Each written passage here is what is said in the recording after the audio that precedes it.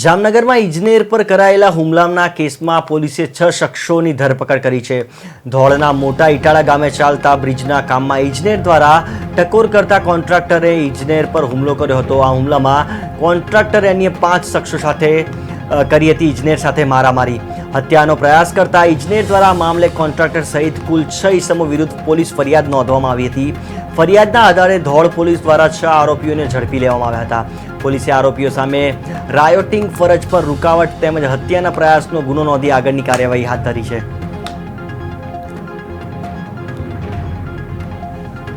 પુલનું કામ ચાલુ હોય, જે કોન્ટ્રાક્ટમાં અમિતભાઈ ઝાલા નાઓએ કામ કરતા હોય, તે દરમિયાનમાં નિર્રાજસિંહ બારડ, જે નાયબ કાર્યપાલક ઇજનેર છે ધ્રોલ વિસ્તારના, તેઓ ત્યાં સ્થળ વિઝિટ કરતા સ્થળ વિઝિટમાં સિમેન્ટ ઊંચાવતી નાફા બાબતની વાતચીતમાં રકઝક થતા અને ગાળાગાળી થયેલ।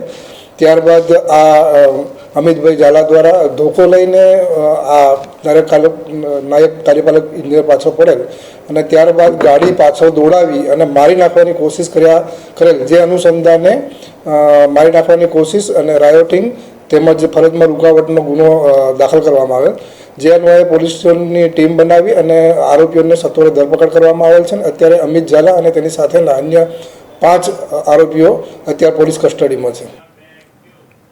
અત્યારના સમાચારોમાં બસ આટલું જ। વધુ વિગતવાર સમાચાર માટે જોતા રહો નેટવર્ક ન્યૂઝ। નમસ્કાર।